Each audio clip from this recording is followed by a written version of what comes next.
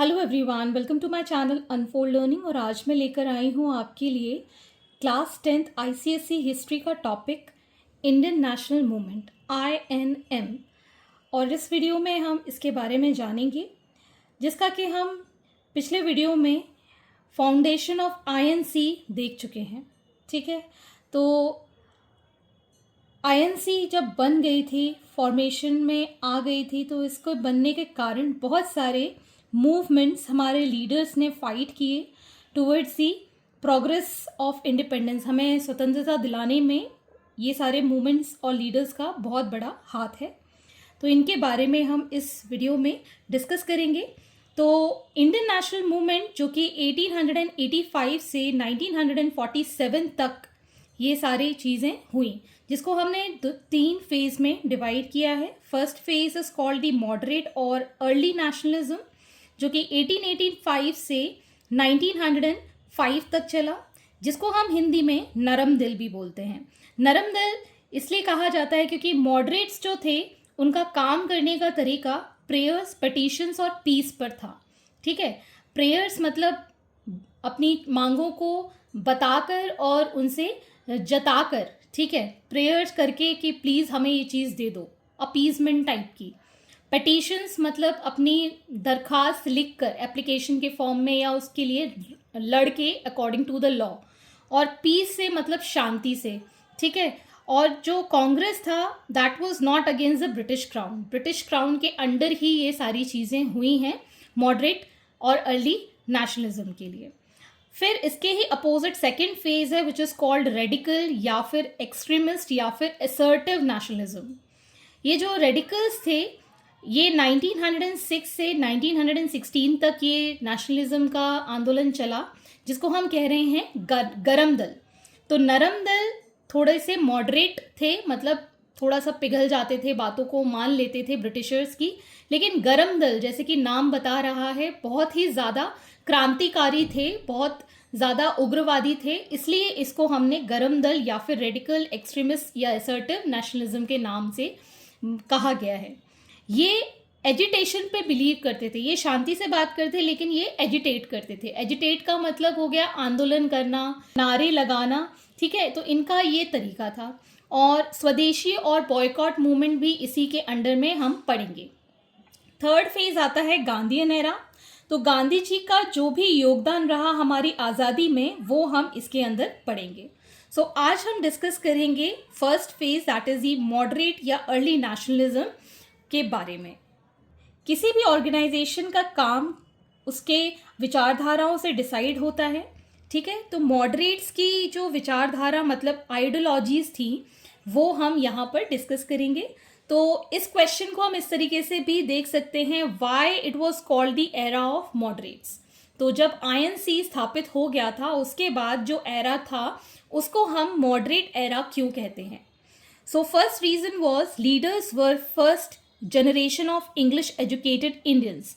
ठीक है, तो ये इनिशियल फेज में जो मॉडरेट्स थे उनके हाथों में बागडोर आ गई थी INC की, तो उनको कहा जाता था first generation of English educated Indians, जो कि बहुत ही ज़्यादा प्रभावित थे वेस्टर्न पॉलिटिकल फिलॉसफीज से। ठीक है, बहुत ही ज़्यादा इन्फ्लुएंस थे ब्रिटिशर्स से। ठीक है, लिबरलिज्म का मतलब है यहाँ पर कि जो भी तालमेल है, विचारधारा है, रिलीजन हो गया, रिलेशन हो गया, जाति हो गई, लैंग्वेज हो गया, रीजन हो गया, तो इन सब में समानता और स्वतंत्रता का अधिकार ये ब्रिटिशर्स हमको देंगे, ये उनका सोचना था।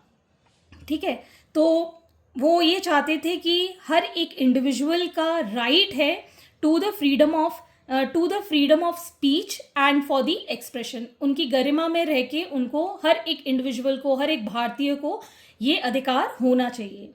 नेक्स्ट था leader reposed faith in British government and in their sense of justice.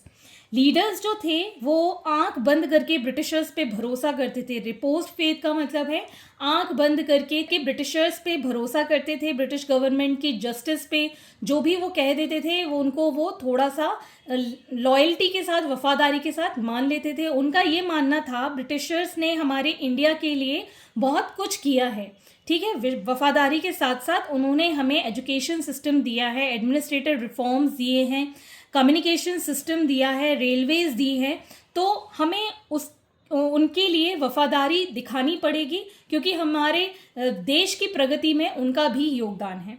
तो ये इसका सेकंड रीज़न था कि मॉडरेट्स उनकी तरफ थोड़े से क्यों झुक जाते थे, उनकी बातों को क्यों मान लेते थे। और लास्ट है leaders put forward their demand before government in terms of petitions and worked with in the framework of law. और जो मॉडरेट लीडर्स थे वो अपनी जो भी डिमांड्स होती थी, अपनी जो भी ज़रूरतें होती थी गवर्नमेंट, ब्रिटिश गवर्नमेंट के सामने पिटीशंस के फॉर्म में रख देते थे और विद इन द लॉ जो भी वो डिसाइड करते थे उसको वो मान लेते थे। तो इसलिए ये 3 पॉइंट्स के अकॉर्डिंग ये एरा ऑफ मॉडरेट्स कहा गया है। Next we have method of moderate. कौन से मेथड मॉडरेट फॉलो करते थे? जैसे कि हमने अभी इंट्रोडक्शन में देखा था, वो पीसफुल पिटीशंस और प्रेयर्स पे बिलीव करते थे। तो पीसफुल मेथड जो कि अपने डिमांड्स को रखने के लिए इंडियंस यूज़ करते थे, मॉडरेट्स यूज़ करते थे, वो थे petitions, meeting, resolutions, pamphlets and delegations. और दूसरी जगह जो हमारे इंडियंस थे उनके बीच में अवेयरनेस फैलाने के लिए और बताने के लिए कि ब्रिटिशर्स हमारे प्रति बिल्कुल भी वफादार नहीं हैं, वो हमें दबा रहे हैं, सप्रेस कर रहे हैं। तो इससे रिलेटेड वो लोग आर्टिकल्स और न्यूज़पेपर्स छापते थे।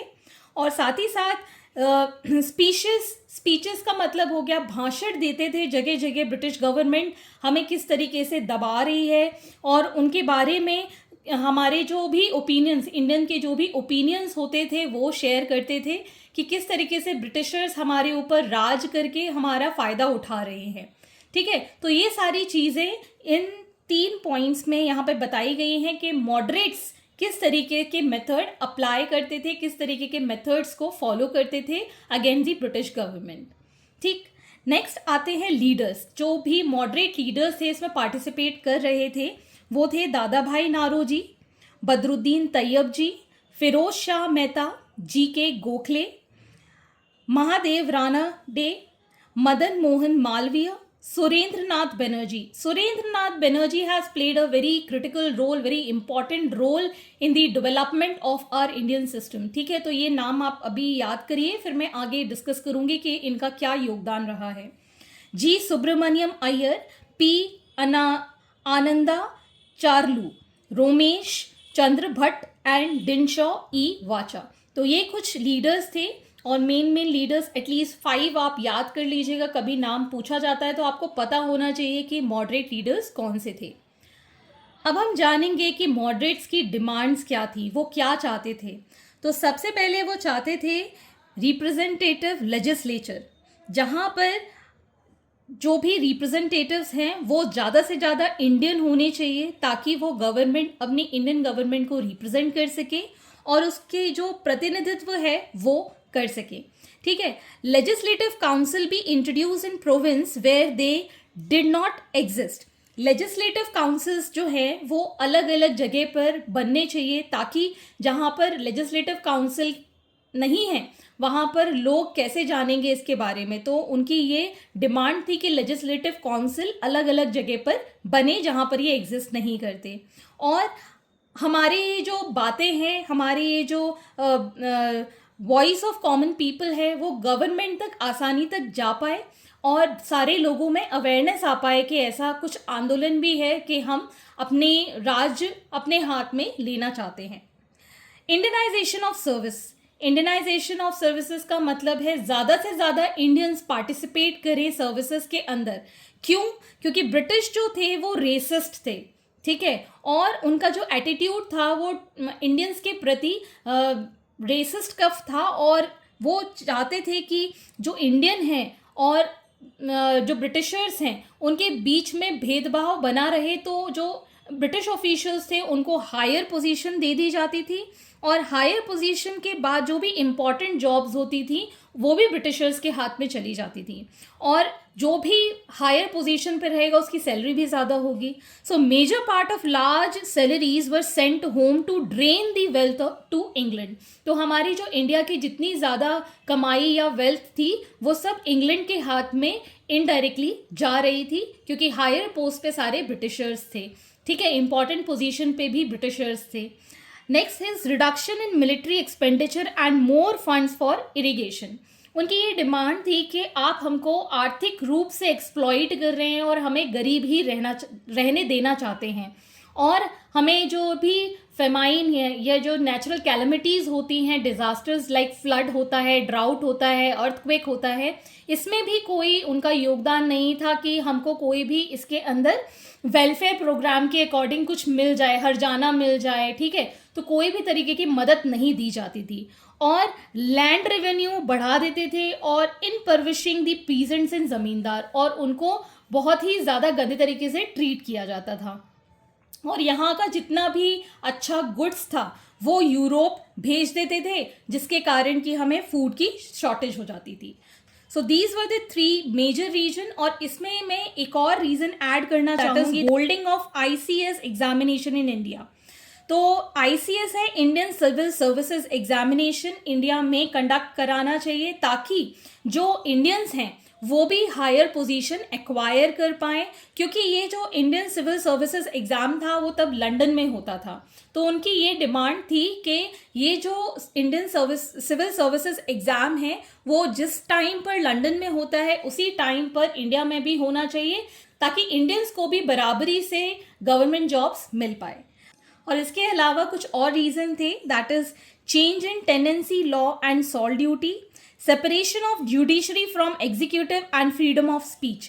हमें जुडिशरी अलग चाहिए था, जस्टिस वगैरह सब अलग चाहिए था, एग्जीक्यूटिव फॉर्म अलग चाहिए था, और हमें फ्रीडम ऑफ स्पीच चाहिए था कि हम अपनी डिमांड्स जो हैं वो ब्रिटिशर्स के सामने आसानी से रख पाएँ.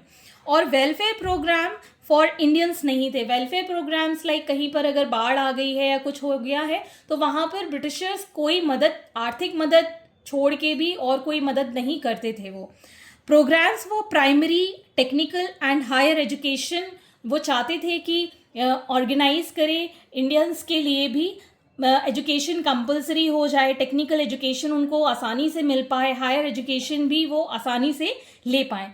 तो ये सारी डिमांड्स थी मॉडरेट्स की टुवर्ड्स दी ब्रिटिश गवर्नमेंट.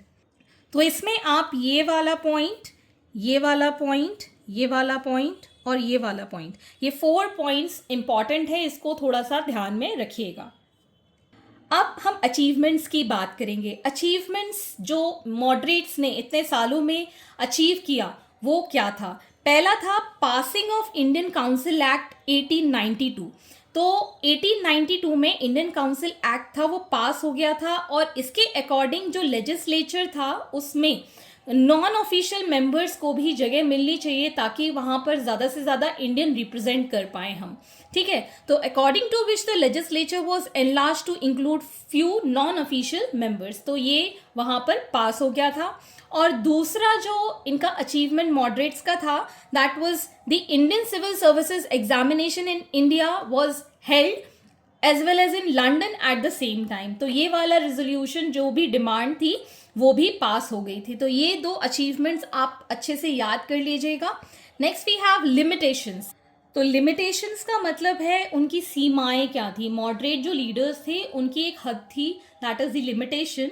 वो क्या थी? मॉडरेट लैक इन मास बेस. मॉडरेट जो थी वो जो भी जन आधार था, जिन लोगों को वो इकट्ठा कर रहे थे और जोड़ना चाह रहे थे अपने INC के अंदर, वो बहुत ही कम था. मतलब जनाधार बहुत ही कम था. और जो भी इस समूह और ये के साथ जुड़ने चाहते थे वो बहुत ही ज़्यादा एजुकेटेड और एलीट थे. वेस्टर्न पॉलिटिकल आइडियाज़ जो थे वो निर्देशित तो हो रहे थे, लेकिन जिन्हें लोगों और ज़मीनी हकीकत से अलग कर दिया जा रहा था. सेग्रीगेट का मतलब है पीपल और उससे ग्रास रूट जो रियलिटी थी वो उनको जोड़ नहीं पा रही थी, उनको कुछ समझ में ही नहीं आ रहा था। इसलिए जो मास बेस था, मतलब जो इंडियन पीपल थे जो पढ़े लिखे नहीं थे, उनको कोई चीज़ समझ में ही नहीं आ रही थी कि ये क्या हो रहा है और ये आंदोलन क्यों हो रहे हैं। आगे हम पढ़ेंगे एक्सट्रीमिस्ट के बारे में नेक्स्ट वीडियो में। हम modern history hand written note के फॉर्म में पढ़ रहे हैं। Let me know in the comment section की वीडियो आपको कैसी लग रही है और क्या आप ऐसी ही और वीडियो चाहते हैं। अगर आपको वीडियो पसंद आई हो या फिर यूजफुल लगी हो, please do like the video and share it with your friends and family, and don't forget to subscribe my channel and press the bell icon for the future notification. See you in the next video with new topic. Thank you for watching.